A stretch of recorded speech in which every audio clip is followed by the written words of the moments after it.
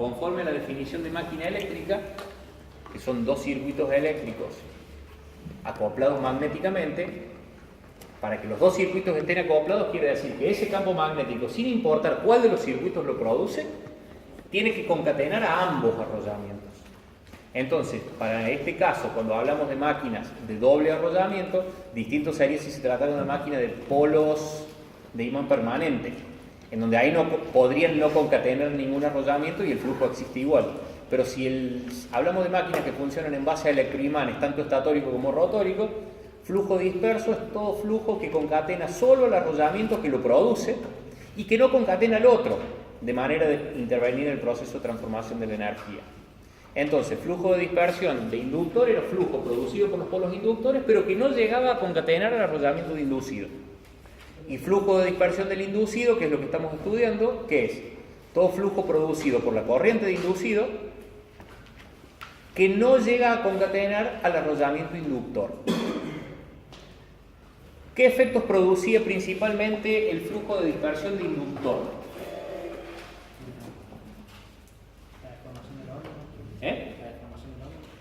El flujo de dispersión de inductor en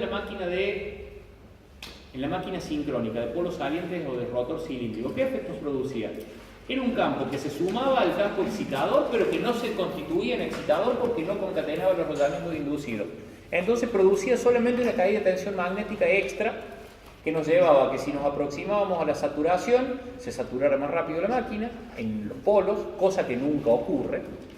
Entonces lo único que produce es caída de tensión magnética adicional. Si tengo más caída de tensión magnética y yo le aplico a un circuito magnético las reglas de Kirchhoff, segunda regla de Kirchhoff, para compensar mayores caídas de tensión magnética, ¿qué tengo que hacer? Y que mantengamos el mismo flujo. ¿Incrementar qué? Incrementar la excitación. O ponerle más bobinas al arrollamiento, más espiras al arrollamiento excitado, o hacerle circular una corriente mayor. Cualquiera de las dos cosas implica un costo extra. Pero no es más que eso. ¿Qué pasa en cambio cuando hablamos del arrollamiento de inducido? ¿Qué pasa? ¿Se nos complica?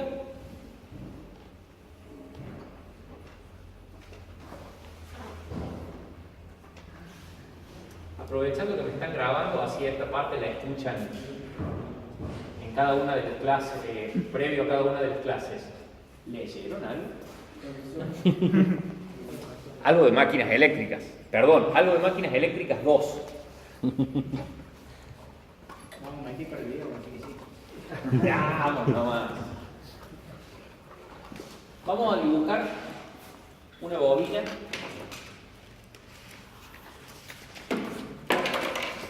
única de nuestro arrollamiento de inducido.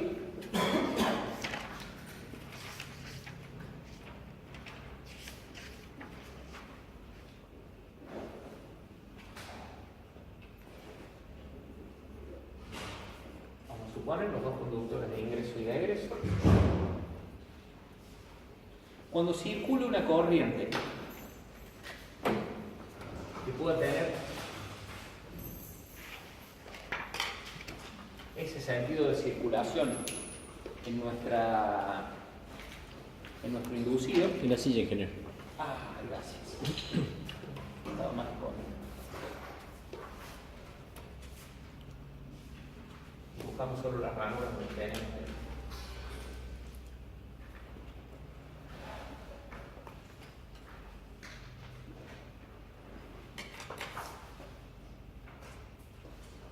El flujo de dispersión en torno a esta bobina que estamos considerando se va a dividir en tres partes a los fines de nuestro estudio.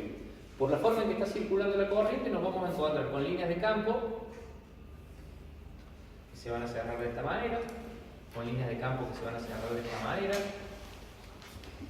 con líneas de campo que se van a cerrar de esta manera, solo concatenando a la propia bobina.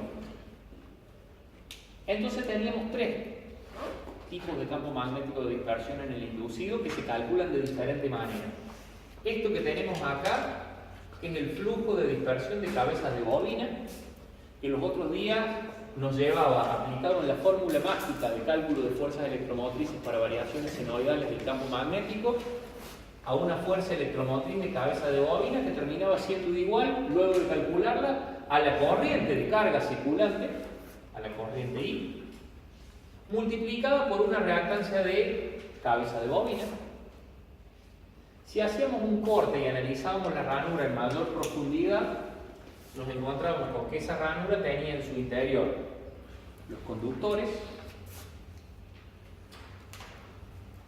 que en este caso tienen una corriente saliente, que hacía que se establezca un flujo que iba concatenando a diferentes partes de la bobina,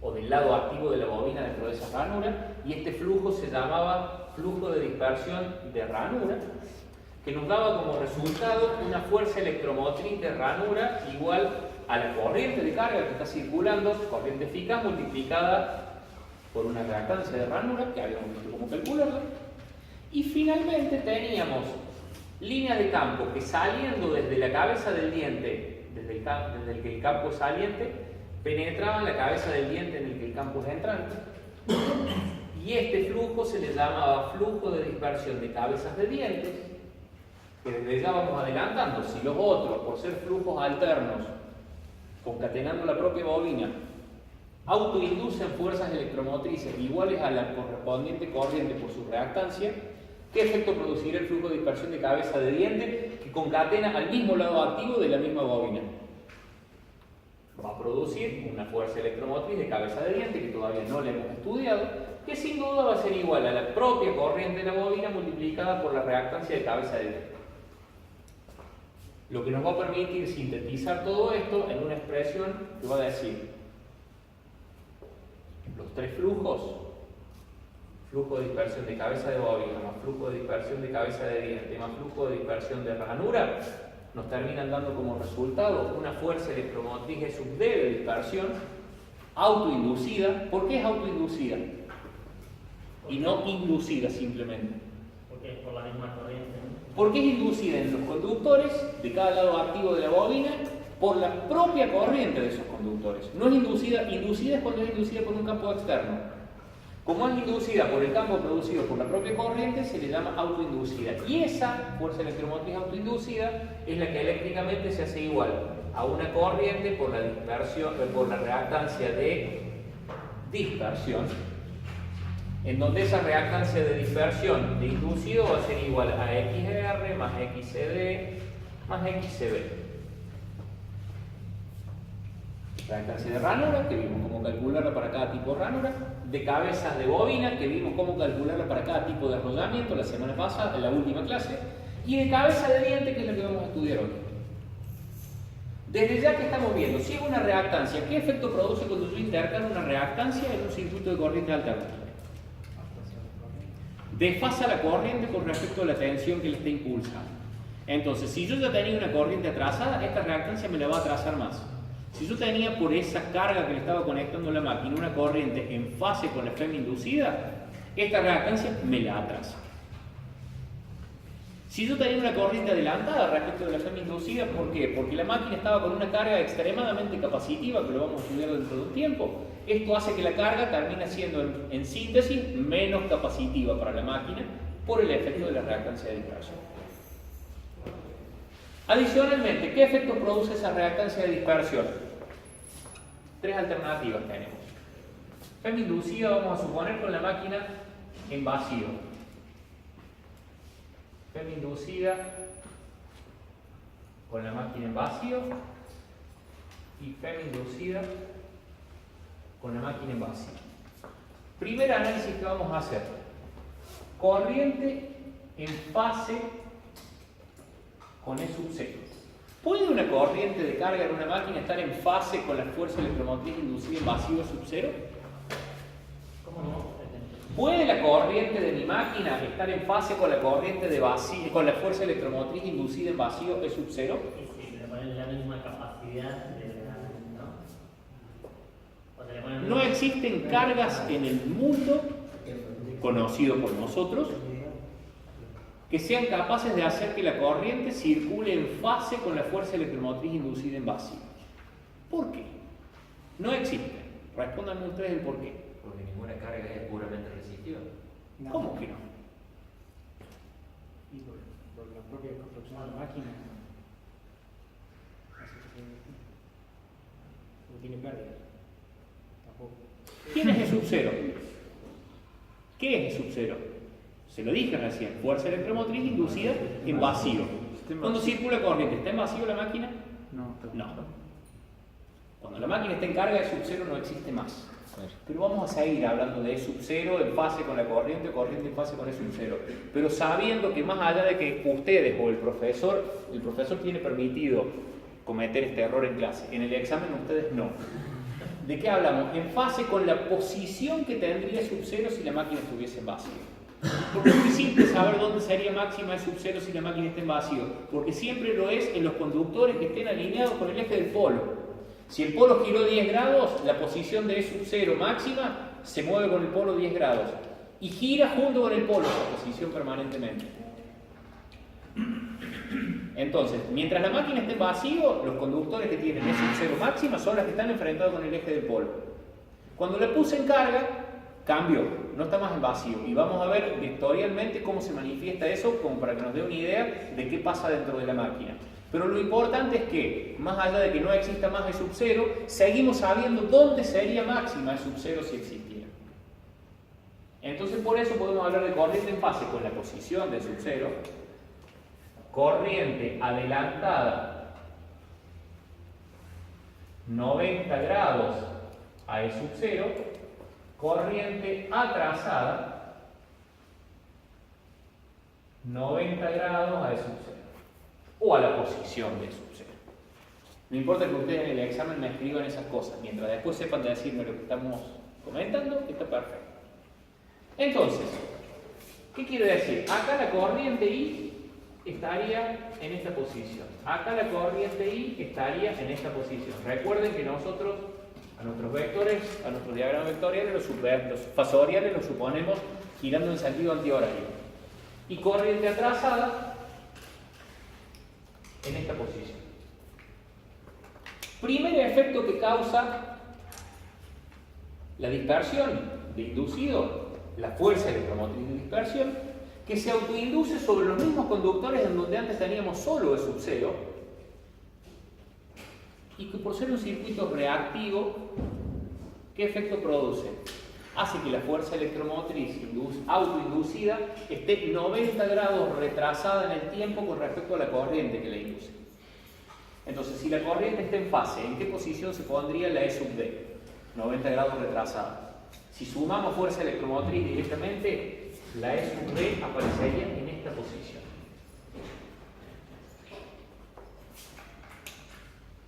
¿Qué me daría la fuerza electromotriz resultante de haber puesto en carga la máquina que antes tenía solo E sub-0? Una fuerza electromotriz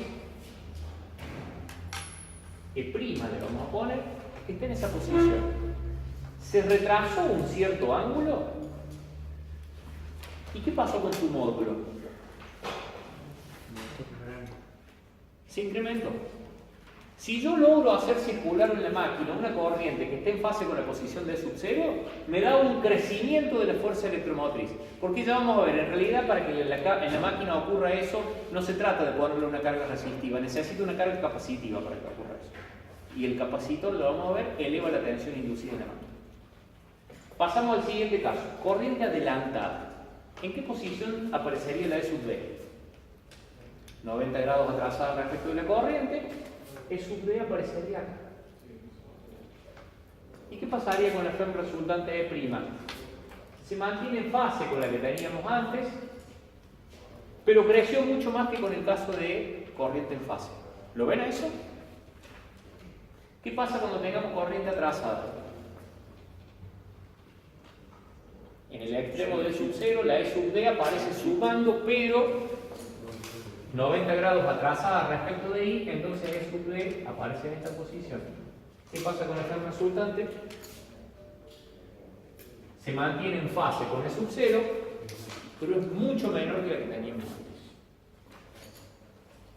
Vimos tres casos teóricos extremos. entre medio, entre corriente adelantada a 90 grados y atrasada a 90 grados, todas las posibilidades habidas y por haber pueden existir. Entonces la dispersión no es simplemente una caída de tensión, sino que puede ser caída de tensión o puede ser una elevación de tensión en la máquina, según el tipo de carga que tengamos conectado. Eso por un lado.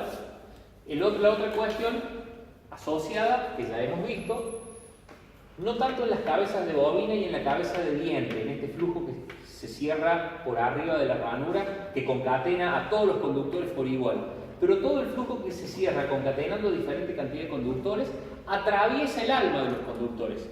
¿Qué pasa cuando en un conductor eléctrico yo tengo una corriente, un flujo alterno? El efecto del hierro en nuestras máquinas. Cuando tengo un flujo que alternadamente cambia su valor dentro de un material conductor como el hierro o en este caso como el cobre. ¿Qué tipo de corrientes inducen? Corrientes parásitas. Este campo de dispersión en el hierro que rodea la ranura induce corrientes parásitas adicionales a las que ya produce el flujo phi sub 0 de la propia máquina, que se está moviendo arriba de ese núcleo de hierro. Esta corriente que circula de manera inducida, impulsada por la ferra inducida en estos conductores, hace que aparezca un nuevo campo que usa hierro y que, como es un campo alterno, le induzca corrientes parásitas. Entonces incrementa las pérdidas por pérdidas del hierro. ¿Y qué pasa cuando ese campo se alterna sobre el alma de los conductores? Si los conductores de cobre son tan o mejor conductores que el hierro, si en el hierro induce corriente parásita, ¿qué efecto produce en el cobre? También corrientes parásitas, pero que las corrientes parásitas del cobre, como son corrientes de remolino, que básicamente ¿qué efecto tratan de causar las corrientes parásitas? Se van a tratar de cerrar como remolinos arriba de las líneas de campo, tratando de producir un campo en oposición al campo que las produce, cuando el campo que las produce está creciendo, por Lenz, básicamente. Y cuando el campo vaya perdiendo valor, las corrientes parásitas se van a invertir para tratar de que el campo que las produce no pierda valor. Se oponen a la variación del campo que las produce.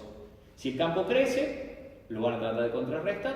Cuando el campo decrezca, lo van a tratar de compensar para que no decrezca. Esas corrientes de remolino que se producen alrededor de todas esas líneas de campo que alternadamente varían sobre el conductor, hacen que se manifieste en el conductor lo que le llaman el efecto pelicular. Entonces, ¿qué es el efecto pelicular? Que la corriente real que circula por el conductor tiende a circular solo por la periferia.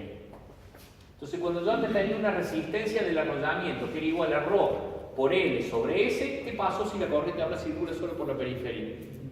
Es el equivalente a que circule por un caño, no por el interior del caño, por la pared del caño. Perdí sección, se me achicó la sección. ¿Qué pasa con la resistencia? Se incrementa. Y sumado a eso, a esa misma resistencia, sobre el final de esta partecita, le vamos a agregar de alguna manera las pérdidas que ese campo también produce sobre el hierro. ¿Por qué? Las pérdidas que un campo magnético produce sobre el hierro son proporcionales a la inducción al cuadrado. Y la inducción del campo de dispersión, ¿por qué magnitud es producida? ¿Por la corriente de excitación? ¿El campo de dispersión inducido es producido por la corriente de excitación? No. ¿Por qué corriente? Por la corriente de carga. Si el campo, si las pérdidas del hierro producidas por ese campo están en función de la inducción al cuadrado y la inducción es directamente proporcional a la corriente, quiere decir que las pérdidas en el hierro son proporcionales a la corriente al cuadrado. Entonces, esas pérdidas en el hierro, al ser proporcionales a la corriente de carga al cuadrado, las podemos sumar a cualquier otra magnitud que sea proporcional a la corriente de carga al cuadrado. ¿Quién hay que, por defecto, físicamente, siempre va a ser proporcional a la corriente de carga al cuadrado? Las pérdidas en el cobre de nuestro arrollamiento. Entonces, como nosotros vamos a tener unas pérdidas en el cobre igual al número de fase por la resistencia por la inelectricidad al cuadrado, yo puedo modificar esta resistencia para que me introduzca también el efecto de las pérdidas adicionales en el hierro que me produce el flujo de dispersión. Y va a ser una resistencia un poquito más grande. Y me olvido del efecto de las pérdidas adicionales producidas en el hierro por ese campo, que si no, no tendría cómo cuantificarlas de otra manera. Y lo vamos a hacer de una manera empírica. Y vamos a ver cómo calcular nuestras pérdidas en el cobre, que le vamos a llamar P sub Q1. Pérdidas efectivas en el cobre del arrollamiento inducido, que no es solo la pérdida en corriente continua. Considere el efecto de que el cobre está trabajando en caliente y en corriente alterna, de manera que cuantifique el efecto pelicular, como así también las pérdidas adicionales en el hierro que rodea la ranura. Y nos vamos a llevar una ingrata sorpresa. Esa resistencia, dependiendo de la máquina, puede llegar a ser 4 veces la resistencia propia del cobre. 4 veces. Pero ya lo vamos a poner en fórmulas en un rato. Conclusión: la dispersión no solamente autoinduce fuerzas electromotrices que se suman eléctricamente a la esfera inducida, sino que también produce otro tipo de efectos. Vamos a lo que queríamos ahora, y es lo que nos falta de calcular: la fuerza electromotriz de dispersión de cabeza de diente. Y ahí tenemos diferentes análisis que hacer. Si suponemos un polo, un par de polos en realidad, polo norte, polo sur,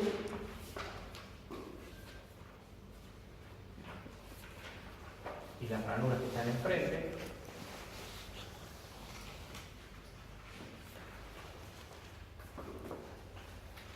vamos a dibujar otro.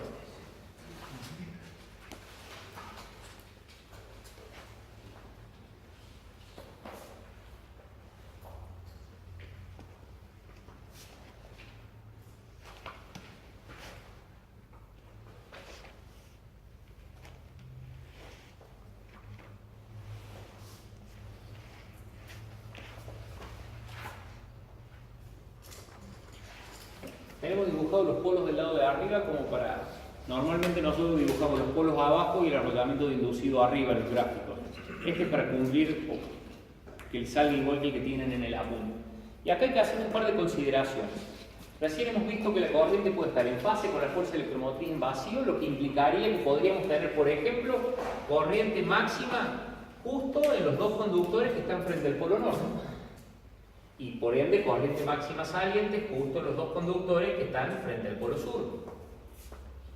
Pero si tuviésemos una corriente atrasada a 90 grados y suponemos que los polos se mueven hacia la izquierda, tendríamos la corriente máxima entrante justo en el conductor que está en la zona neutra. Eso depende de quién, del tipo de carga. Nosotros vamos a suponer, cuando estudiemos nuestra máquina, que la ponemos en una condición de carga y la mantenemos en esa condición de carga. No vamos a analizar los transitorios, la vamos a analizar la máquina en régimen permanente de funcionamiento. Si está con factor de potencia 0,8 inductivo, la analizamos 100% con esa condición. Si la tenemos que cambiar, cambiamos el factor de potencia y hacemos el nuevo análisis. Vamos a analizar muy poquitas cuestiones transitorias, pero más sobre el final de la parte esta de máquinas. ¿Qué diferencia va a encontrar el campo de reacción producido en las cabezas de dientes? Recuerden, el campo de cabezas de dientes es el que salta desde el diente en que tenemos polaridad norte al diente en que tenemos polaridad sur, por arriba de la ranura. El que teníamos que concatenaba la ranura y el flujo de dispersión de ranura. El que sale por arriba de la ranura es el de cabeza de diente. ¿Qué diferencia vamos a tener en esas ranuras que están frente al polo a esta en que si la corriente estuviese atrasada no está frente al polo? Es muy significativa la diferencia y tiene que ver con el espacio de aire que el flujo de dispersión de cabeza de diente encuentra arriba. Cuando acá el flujo de dispersión quiere expandirse más hacia arriba, se va a encontrar con el polo norte. ¿Y qué va a hacer cuando se encuentre con el polo norte? El polo norte, como es de hierro, macizo, y el campo de dispersión es alterno, va a inducir corrientes parásitas. ¿Qué van a hacer esas corrientes parásitas? Oponerse al establecimiento de ese campo disperso. Eso es lo que dice el apunte. Pero yo les agrego una cosa más.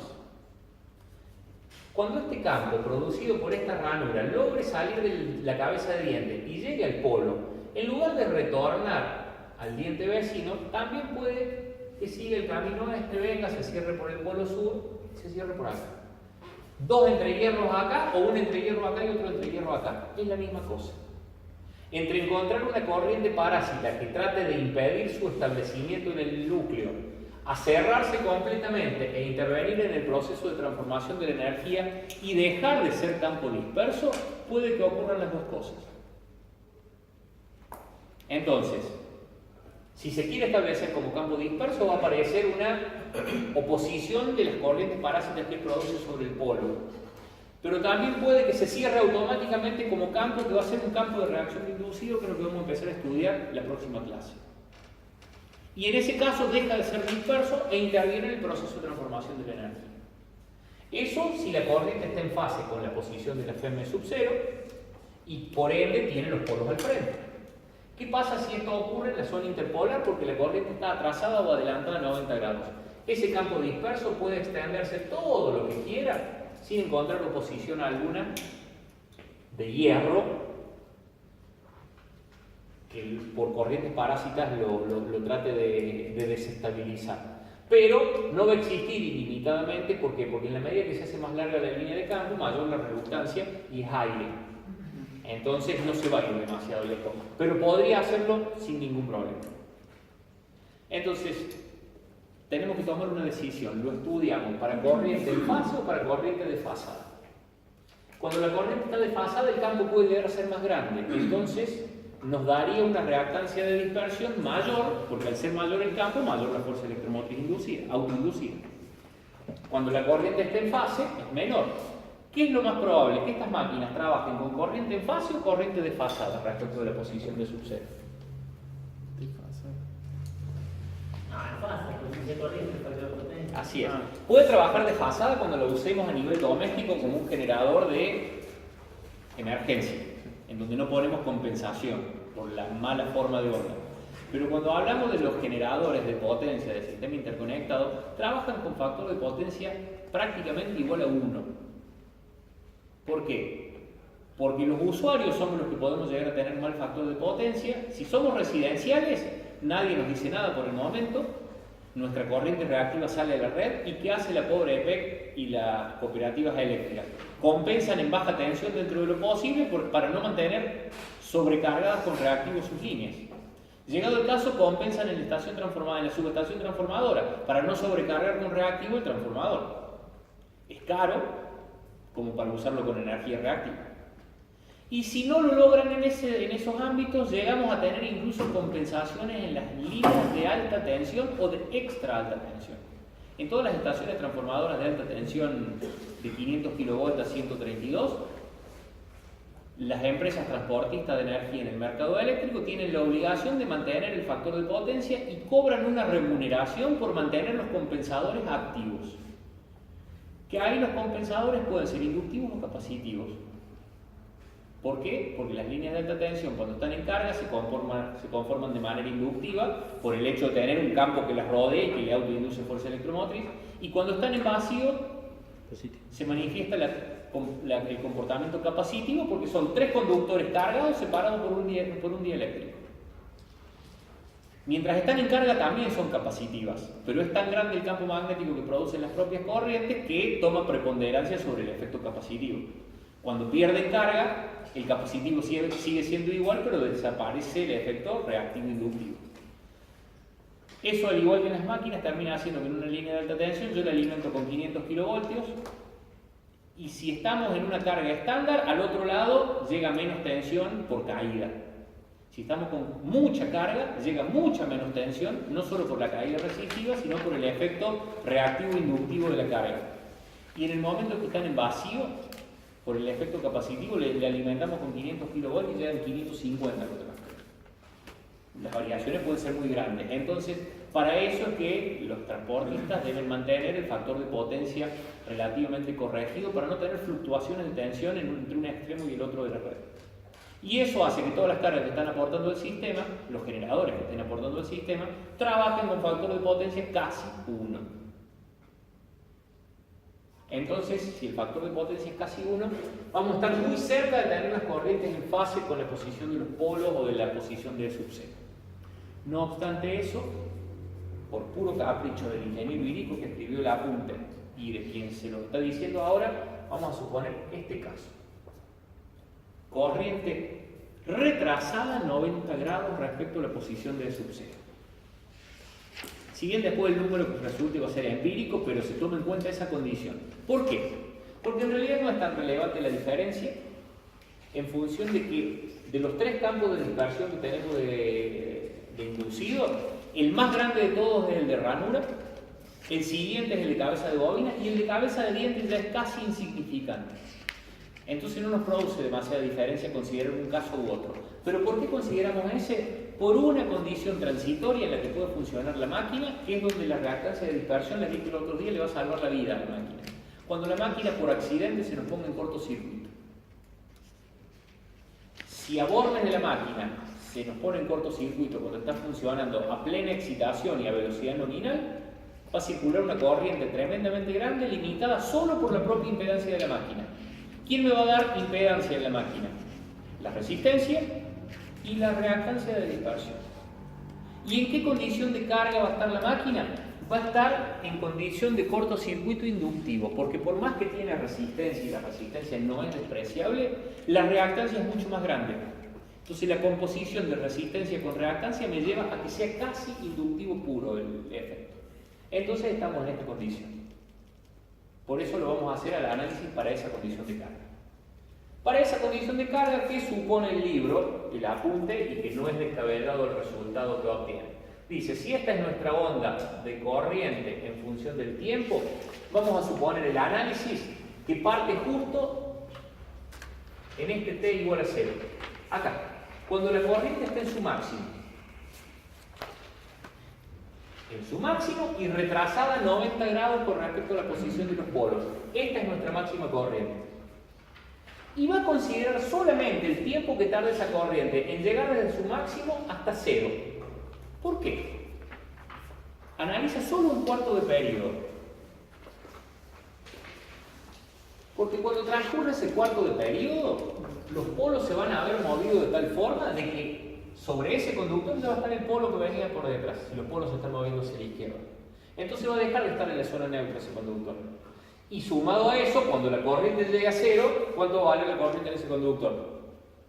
Si era máxima en el instante inicial, 90 grados más tarde, ¿cuánto va a ser? 0. Desapareció la corriente y llegó el polo. Entonces todos los conductores o lados activos que en ese momento del inicio del análisis estaban con corriente casi máximas, cuando lleguemos a 0 van a tener corriente 0 y van a estar debajo del polo. Entonces ahí termina la secuencia del análisis. Y eso nos lleva a que podemos calcular empíricamente los resultados, en donde vamos a trabajar con una permeancia de cabeza de diente que va a ser igual a mu sub 0 por L y D, porque la longitud de los dientes es la misma longitud ideal que tenía la ranura cuando la estudiamos.